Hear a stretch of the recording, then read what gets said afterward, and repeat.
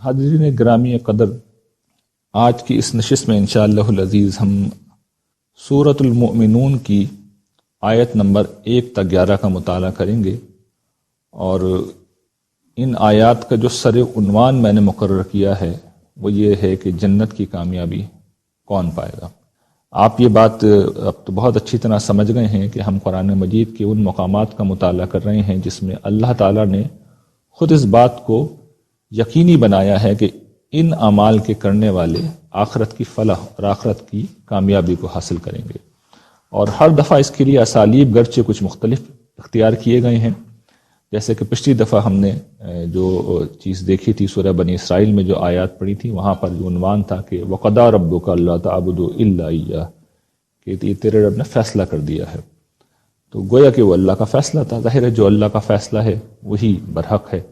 اور یہاں پر جو آیات کے اندر ذکر کیا گیا ہے، آخر کے اندر جو بیان ہوگا کہ اولئک هم الوارثون الذین یرثون الفردوس هم فیہا خالدون، کہ یہی لوگ ہیں جو جنت الفردوس کی ملکیت کے حقدار ہوں گے۔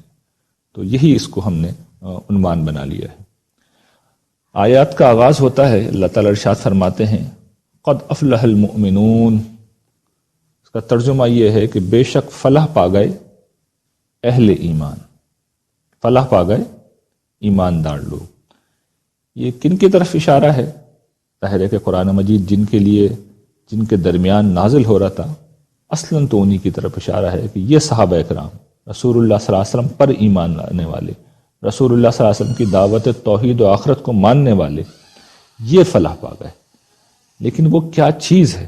اصل میں سے یہ سمجھنا چاہیے کہ وہ کیا چیز ہے کہ جو ایمان میں اگر میں اور آپ بھی آج اختیار کر لیں تو ہم بھی اسی جگہ پہ پہنچ جائیں گے۔ تو اس میں سمجھنے کی بات یہ ہے کہ صحابہ اکرام کا جو ایمان تھا وہ پیدائشی ایمان نہیں تھا۔ انہوں نے اپنے والدین کے مذہب کو، اپنے آبائی مذہب کو، اپنے قومی مذہب کو ترک کیا تھا اور پھر ایمان لائے تھے۔ ہمارا مسئلہ کیا ہے؟ ہم اصل میں مسلمانوں کے ہاں پیدا ہوئے ہیں، ہم نسلی مسلمان ہیں، اور بدقسمتی سے جس طرح کی ہمارے ہاں مذہبیت یہاں پر رائج ہے، جب کوئی مذہبی شعور ہمارے اندر پیدا ہوتا ہے اور ہم مسجد میں جانے لگتے ہیں تو وہ مسجد اللہ کا گھر بعد میں ہوتی ہے۔ پہلے اس کی دیوار پہ اب تو باہر لکھ دیا جاتا ہے کہ یہ اہل حدیث کی مسجد ہے، یہ دیوبندیوں کی مسجد ہے، یہ بریلویوں کی مسجد ہے۔ تو اس طریقے سے ہم جب مذہب کی طرف جاتے ہیں تو عام طور پر ہم کسی نہ کسی فرقے سے وابستہ ہو جاتے ہیں۔ تو قرآن مجید کا جو مطلوب انسان ہے وہ اصل میں رسول اللہ صلی اللہ علیہ وسلم پر ایمان لا کر شروع ہوتا ہے پورے شعور کے ساتھ۔ اور یہ کیا ہے اس کو ہم پہلے بھی پڑھ چکے ہیں کہ یہ رسول اللہ صلی اللہ علیہ وسلم کی جو دعوت تھی، کچھ غیبی حقائق آپ لوگوں کے سامنے رکھ رہے تھے، اور یہ فرما رہے تھے کہ جس طریقے سے تم مادی حقیقتوں کو مانتے ہو ان کو بھی مانو۔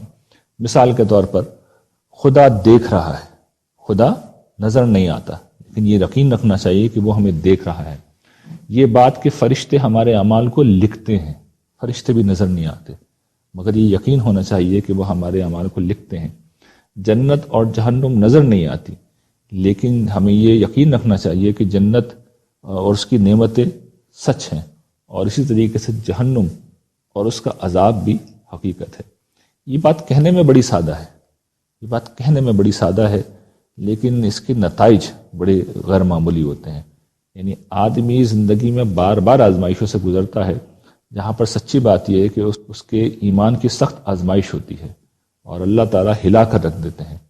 تو روٹین کی لائف میں تو ہمیں شاید ایمان کا اس طرح تجربہ نہیں ہوتا، لیکن جب ہم مشکلوں میں ہوتے ہیں، مسائل میں ہوتے ہیں، تو اس موقع پر سچی بات یہ ہے کہ ایمان ہے یا نہیں، فیصلہ اسی وقت ہوتا ہے۔ اور یہ مشکل مرحلہ ہوتا ہے زندگی میں، جو مشکلات آتی ہیں اس کا ایک مقصد یہ بھی ہوتا ہے کہ ایمان ہے یا نہیں اس کا فیصلہ ہو جائے۔ جس میں ایمان ہوتا ہے پھر وہ حوصلے سے کام لیتا ہے، وہ صبر سے کام لیتا ہے، وہ برداشت سے کام لیتا ہے۔ گرچہ ظاہر ہے کہ انسان ہے، کمزور ہے، اللہ ہی سے شکوہ کرے گا، لیکن یہ بھی تو ایمان ہی ہے۔ تو یہ ایمان ہے جو مطلوب ہے، اور اسی ایمان کے بارے میں کہا گیا ہے کہ یہ ایمان والے فلاح پا گئے، یہ کامیابی حاصل کر چکے۔ اور یہ دیکھیے ماضی کے اسلوب میں کہا گیا ہے، افلاح ماضی کا صیغہ ہے، اور یہ گویا کہ اللہ تعالیٰ نے ایک زبان کا اسلوب ہے کہ اپنے فیصلے کو سنا دیا کہ یہ تو ہو گیا، یہ تو ہو گیا، گرچہ یہ مستقبل میں ہونا ہے، لیکن اللہ تعالیٰ اس چیز کو گارنٹی کر رہے ہیں کہ جن لوگوں نے یہ خصوصیات اختیار کی ہیں اور جو اس طرح ایمان لائے ہیں، میرا فیصلہ یہ ہے کہ وہ فلاح پا گئے، فلاح دنیا کی بھی، اور اصلاً یہ اشارہ ہے آخرت کی فلاح کی طرف۔ اچھا، اس کے بعد اب یہ جو ایمان ہے یہ تو بیج ہے نا، اس بیج کے کچھ ثمر نکلتے ہیں، کچھ پھل نکلتے ہیں، کچھ اس کی شاخیں پھوٹتی ہیں۔ اب قرآن مجید ہر جگہ ان کا ذکر کرتا ہے، یہاں پر بھی ان کا ذکر کر رہا ہے۔ تو پہلی جو شاخ ہے ایمان کے اس شجر کی، اس کو اس طرح بیان کیا جا رہا ہے کہ الذین هم فی صلاتہم خاشعون، کہ یہ جو لوگ ایماندار لوگ کون ہیں؟ یہ وہ لوگ ہیں کہ جو اپنی نمازوں میں خشوع اختیار کرنے والے ہیں۔ نماز میں خشوع کیا ہوتا ہے؟ دیکھیے، اس کا مطلب یہ نہیں ہوتا کہ آدمی کو نماز میں بہت رونا آ رہا ہو اور اس پہ کپ کپی طاری ہو اور اس کو غیر معمولی کیفیات حاصل ہو رہی ہوں۔ اس کا سادہ ترین مطلب یہ ہے، جس طرح عام ہم گفتگو میں کہتے ہیں کہ میں کسی سے مروب ہو گیا۔ تو جب آدمی کسی سے مروب ہو جاتا ہے اور اس کے سامنے بیٹھا ہوا ہوتا ہے تو پھر کیئرلیس نہیں ہوتا، بے پرواہ نہیں ہوتا، وہ اپنے جسم کو بار بار کھجا نہیں رہا ہوتا، وہ پہلو نہیں بدل رہا ہوتا، وہ اس کو گھور کر نہیں دیکھ رہا ہوتا، بلکہ اس مروب ہونے کے نتیجے میں ایک نوعیت کی پستی طاری ہوتی ہے، عاجزی طاری ہوتی ہے، آدمی میں جھکاؤ پیدا ہوتا ہے، آنکھیں جھکتی ہیں، گردن جھکتی ہیں، انسان کے ہاتھ بن جاتے ہیں، انسان کی دل بھی، سب سے پہلے تو دل ہے جو انسان کا جھکتا ہے۔ تو یہ اصل میں خشوع یہ ہے کہ یہ وہ اثرات ہیں کہ دل میں ایک روب پیدا ہوا، یہ احساس پیدا ہوا کہ کتنی بڑی ہستی ہے پروردگار عالم کی، آسمان و زمین کا خالق ہے، مالک ہے، اور میں بندہ عاجز، میں بندہ ناچیز اس کے سامنے پیش ہو رہا ہوں، میری کیا حیثیت، میری کیا اوقات۔ تو انسان پہ یہ کیفیت طاری ہونی چاہیے، اور یہ نہ ہو کم سے کم، اگر یہ نہ ہو تو اس کے بالکل برعکس نہیں ہونا چاہیے، جس کو میں نے اس طرح سمجھایا کہ انسان جو ہے وہ کبھی اپنے کپڑوں سے کھیل رہا ہو نماز میں، کبھی داڑھی کو کھجا رہا ہو، کبھی اپنے دوپٹے کو ٹھیک کر رہا ہو، اور کبھی نظریں اٹھا کے ادھر ادھر دیکھ رہا ہو، تو یہ چیز اصل میں خشوع کے خلاف ہے۔ بے پرواہی کے ساتھ نماز نہ ہو، بلکہ یہ احساس ہو کہ میں جس ہستی کے سامنے ہوں تو مجھ پر اس کا روب آنا چاہیے، یہ انسان میں احساس ہونا چاہیے۔ یہ لازمی تو نہیں ہے، یعنی اس طرح تو نہیں ہے کہ اگر خشوع نہیں ہے تو نماز ادا نہیں ہوگی، لیکن یہ نماز کا کمال ضرور ہے، نماز کا جمال ضرور ہے۔ تو اس کو ہمیں خیال رکھنا چاہیے کہ یہ غیر معمولی چیز ہے، اور یہ اگر کسی نے حاصل کر لی ہے تو وہ مبارکباد کا مستحق ہے، اور ظاہر ہے کہ ایک مشکل کام ہے، لیکن کوشش کرنی چاہیے، اس کو نصب العین بنا کر سامنے رکھنا چاہیے۔ دوسری چیز قرآن مجید بیان کرتا ہے والذین هم عن اللغو معرضون، یہ کون لوگ ہیں کہ جو لغویات سے دور رہنے والے ہیں۔ یہ کیا چیز ہوتی ہے لغویات؟ اصل میں یہ سمجھ لیے کہ بندہ مومن ایک با مقصد انسان ہوتا ہے، اور اس کے سامنے جنت کی فلاح جس کا ذکر شروع میں ہوا، وہ ایک ہدف، وہ ایک نصب العین کے طور پر پہلے دن سے موجود ہوتی ہے۔ تو اگر انسان کی زندگی کا کوئی واضح نصب العین اور واضح مقصد ہے تو پھر اس کا لازمی نتیجہ کیا ہوگا کہ انسان ہر اس چیز سے دور رہے گا، چاہے وہ جائز ہو جو اسے اس کے مقصد سے دور کر دے۔ اگر کوئی چیز مقصد سے دور کرنے والی ہے تو پھر انسان جائز ہوتے ہوئے بھی اسے اختیار نہیں کرے گا۔ اس کی مثال ایسا ہی ہے جیسے کہ امتحانات میں جب بچے پڑھ رہے ہوتے ہیں تو بہت سی چیزیں اس وقت جائز ہوتی ہیں، وہ کر سکتے ہیں، لیکن آپ دیکھتے ہیں کہ وہ نہیں کرتے۔ تو انسان اس دنیا میں بھی جب کسی چیز کو مقصد بناتا ہے تو پھر اس درجے کی قربانی دیتا ہے، ضروریات کی بھی قربانی دیتا ہے۔ تو قرآن یہ تو نہیں کہتا کہ ضروریات کی قربانی دو، لیکن یہ بہرحال ایک چیز ہے کہ جو اہل ایمان کا وصف ہونا چاہیے کہ لغو بے مقصد چیزوں سے دور رہا جائے۔ یہ چیزیں کیا ہوتی ہیں؟ لا یعنی گفتگو، بے مقصد شغل میں لگے ہوئے ہیں۔ آج کل جیسے لوگ فیس بک پہ لگے رہتے ہیں فار نو ریزن، یعنی آپ ٹھیک ہے ایک چیز آپ نے کرنی ہے، دیکھنی ہے، سرفنگ کرتے رہتے ہیں۔ سرفنگ کا مطلب ہوتا ہے ٹی وی کے چینل گھماتے رہتے ہیں یا ایک سائٹ سے دوسری سائٹ پہ جاتے رہتے ہیں۔ یہ کچھ مثالیں ہیں، یا موبائل پہ چیٹ ہوتی رہتی ہے۔ تو یہ جو بے مقصد گفتگو ہے، بے فائدہ محفلیں ہیں، بیٹھے ہوئے ہیں، گپے مار رہے ہیں، 3 4 گھنٹے ضائع کر دیے۔ ایک بامقصد مومن کی زندگی میں ان چیزوں کا کوئی گزر نہیں ہو سکتا۔ اس کا مطلب یہ نہیں ہے کہ وہ معاش کے لیے کچھ نہ کر رہا ہو، وہ معاشی ایکٹیویٹی بھی کرے گا، وہ تفریح بھی کرے گا، وہ آرام بھی کرے گا، وہ انجوائے بھی کرے گا۔ یہ چیزیں لغویات میں شامل نہیں ہیں، یہ چیزیں لغویات میں شامل نہیں ہیں، ضروریات میں شامل ہیں۔ لغویات وہ چیزیں ہیں جن کا کوئی نہ دنیا میں فائدہ ہے نہ آخرت میں فائدہ ہے۔ اور پھر یہ ظاہر ہے کہ انسان کے وقت کا اسراف ہے، وقت کا ضیاع ہے، اس پہلو سے بھی یہ سمجھے کہ انسان کے خزانے کو ضائع کرنے والا ہے۔ لغویات کا ایک دوسرا پہلو بھی قرآن مجید ہمیں توجہ دلاتا ہے کہ جب آپ کوئی دعوت حق لے کے اٹھتے ہیں تو ہمیشہ ایسا ہوتا ہے کہ کچھ مخالفین آپ کے پیچھے لگ جاتے ہیں، اور قرآن مجید یہ بیان کرتا، رسول اللہ صلی اللہ علیہ وسلم کے زمانے میں یہ بہت ہو رہا تھا، تو وہ پھر بے معنی قسم کی جملے بازی، مختلف قسم کی تنقیدیں کر کے آپ کا وقت ضائع کر رہے ہوتے ہیں۔ قرآن مجید یہ سمجھاتا ہے کہ پھر ان سے بھی اعراض کرو۔ کوئی شخص سنجیدہ آدمی ہے، سمجھنا چاہتا ہے سر آنکھوں پہ، کوئی معقول تنقید ہے تو آپ اپنی اصلاح کر لیجئے، اپنے آپ کو ٹھیک کر لیجئے، لیکن یہ فضول قسم کی جو باتیں ہوتی ہیں ان کو دل پہ نہیں لینا چاہیے، ان کو نظر انداز کر دینا چاہیے۔ اگلا جو مطالبہ قرآن مجید کر رہا ہے اور ان کا وصف بیان کرتا ہے کہ والذین هم للزکاۃ فاعلون، کہ یہ لوگ اپنی زکوٰۃ ادا کرنے والے ہیں۔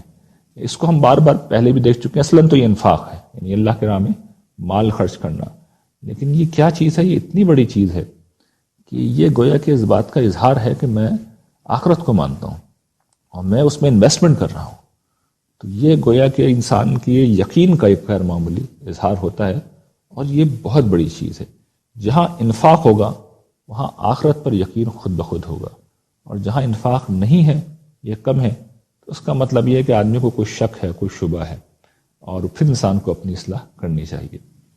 اگلی جو وصف بیان ہو رہا ہے وہ حفظ فروج ہے، عصمت عفت و عصمت جسے کہتے ہیں۔ ہماری عام طور پر عفت و عصمت صرف لڑکیوں کے ساتھ خاص ہوتی ہے، لیکن قرآن مجید اس کو یہاں پر مردوں کے حوالے سے بیان کر رہا ہے، اور طبعاً اس پہ خواتین بھی شامل ہیں۔ یہ قرآن مجید کا عام طریقہ ہے۔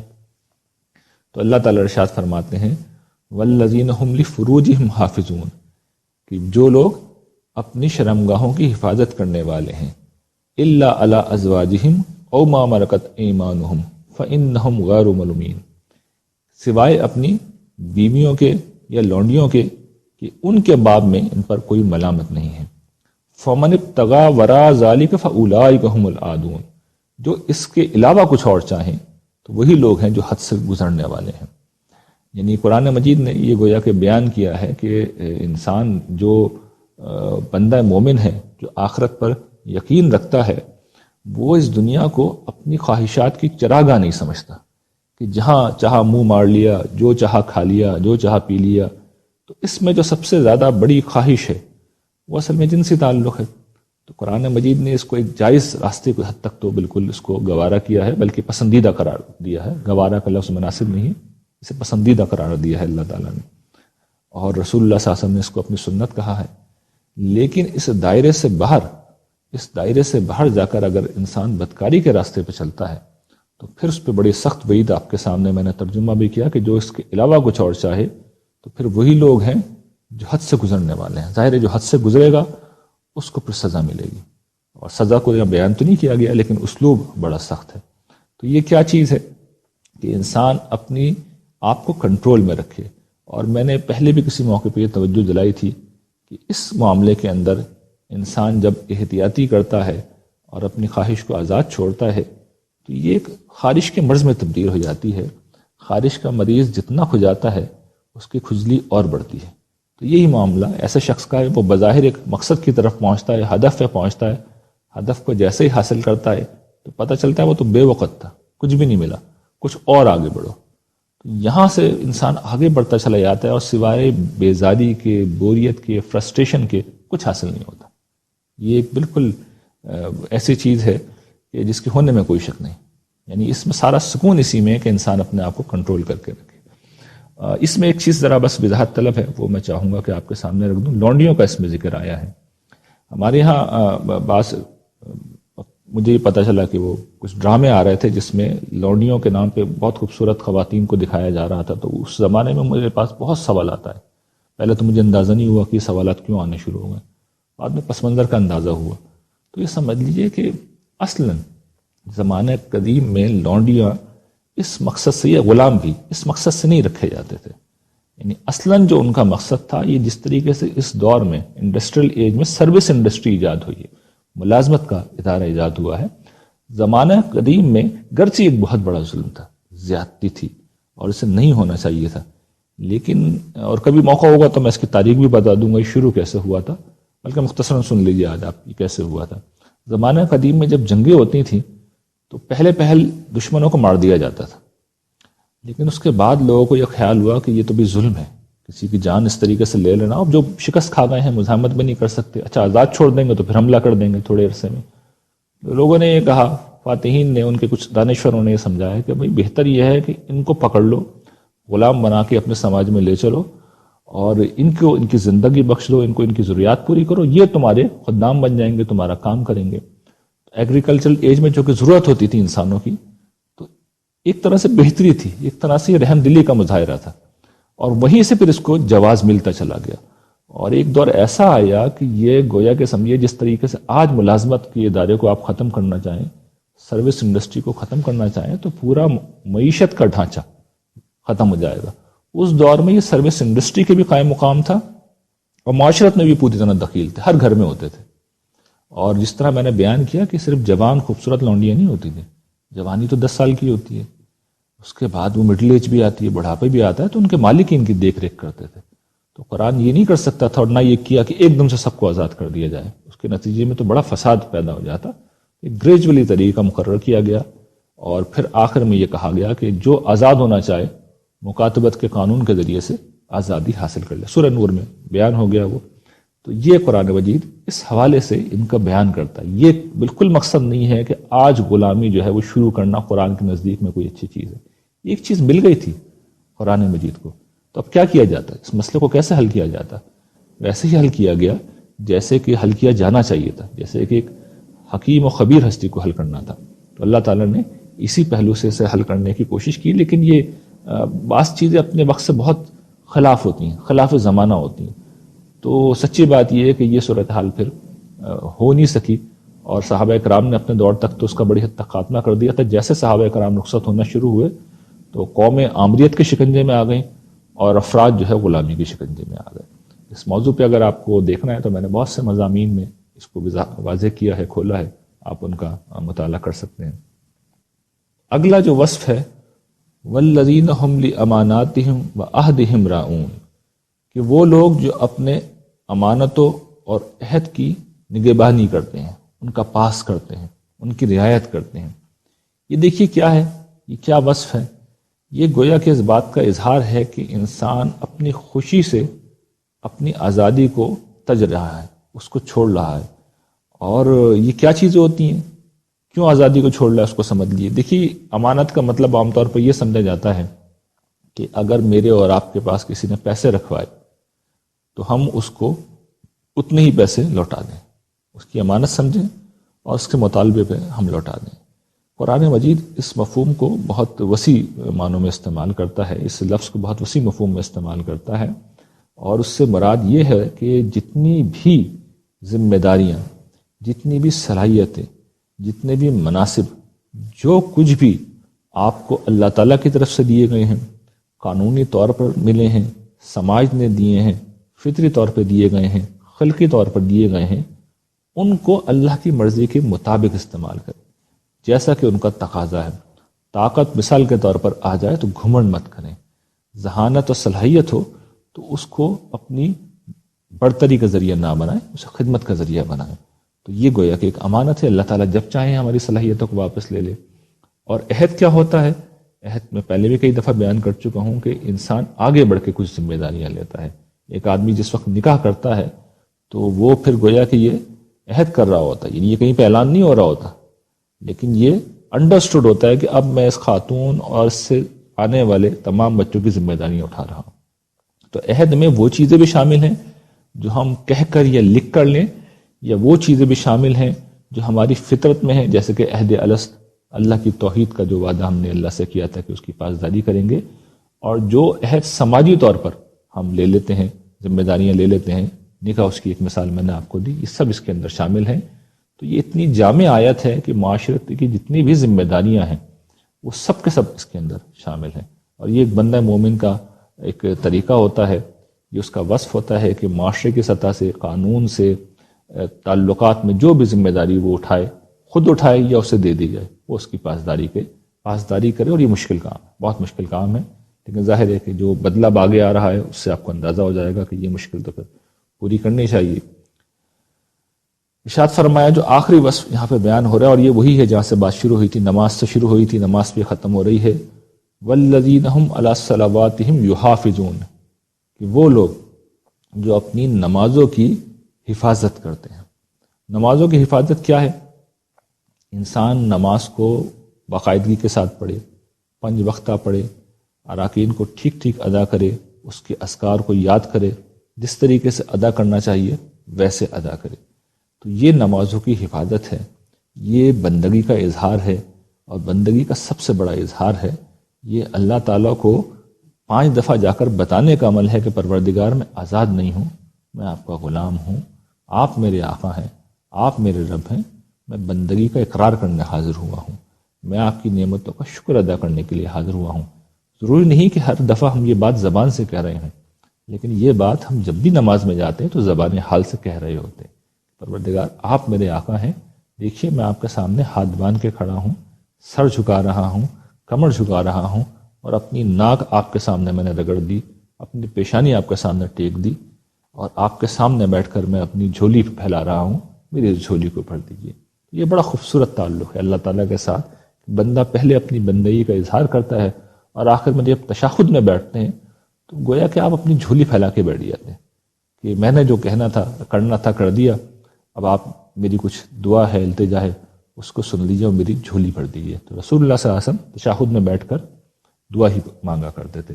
ہمارے یہاں اس کا کوئی تصور نہیں ہے، لیکن یہ مجھے واضح کرنی تھی چیز تو میں نے بیان کر دی۔ تو یہ کیا چیز ہے؟ یہ آخری مطالبہ ہے، اور پھر آخر میں اس کا نتیجہ ہے کہ اولئک هم الوارثون، کہ یہی وہ لوگ ہیں جو مالک بنیں گے۔ وارث کا ویسے تو مطلب یہ ہوتا ہے کہ کسی کے بعد اس کی چیزوں کا مالک بننا، لیکن بعض اوقات مجرد ہو جاتے ہیں۔ یہ جو الفاظ ہوتے ہیں، مجرد ہونے کا مطلب یہ ہوتا ہے کہ کسی کے بعد والا حصہ جو ہے وہ حذف ہو گیا، وہ نکل گیا، وہ رہ گیا۔ مالک ہونا، یہی مفہوم اب اس کے اندر باقی رہ گیا ہے کہ وارث کا مطلب کیا ہے؟ مالک ہونے والے، یہی لوگ ہیں جو مالک ہوں گے۔ کس چیز کے مالک ہوں گے؟ اب اس کو بیان کیا جا رہا ہے، الذین یرثون الفردوس ہم فیہا خالدون، کہ یہی وہ لوگ ہیں جو فردوس کی بادشاہی کے مالک بنیں گے اور وہاں ہمیشہ رہیں گے۔ یہ قرآن مجید کی تعبیر ہے، اور ساری زبانوں میں فردوس کا لفظ جو ہے اس معنوں میں پیراڈائز جسے انگریزی میں کہتے ہیں، یہ پیراڈائز بھی اصل میں یہی فردوس ہے، اور فارسی میں بھی استعمال ہوتا ہے۔ ساری زبانوں میں فردوس کا لفظ جنت کے لیے استعمال ہوتا ہے، اور یہ اللہ تعالیٰ کی عظیم ترین نعمت ہے کہ اس نے ہمارے اور آپ کے لیے جنت بنائی ہے، اور ہمیں ایک موقع دیا ہے کہ ہم اسے حاصل کر لیں۔ یہ مشکل کام ہے، یقیناً مشکل کام ہے، زندگی ایک بڑی سخت آزمائش ہے، لیکن اگر قیمت یہ مل رہی ہے، نتیجہ یہ نکل رہا ہے، تو پھر میرے خیال میں یہ بازی کھیلنی چاہیے اور ہمت کرنی چاہیے۔ اور یہ بھی میں واضح کر دوں کہ یہ جبر کا سودا نہیں ہے، یہ دل کا سودا ہے۔ جس کو ذوق ہے، جس کو شوق ہے، جس کو خواہش ہے، وہ آ کے یہ بازی کھیلے۔ جب اسے نتیجہ ملے گا اور جب وہ اپنے کاموں کا بدلہ پائے گا تو فلاح کہتے ہی اسی کامیابی کو ہیں کہ جو ملے تو بڑی مشقت کے ساتھ، مشکل سے ملے، لیکن جب مل جائے تو آدمی کو اس طرح نہال کر دے کہ آدمی ماضی کے ہر دکھ کو، غم کو فراموش کر دے۔ وآخر دعوانا ان الحمد للہ رب العالمین۔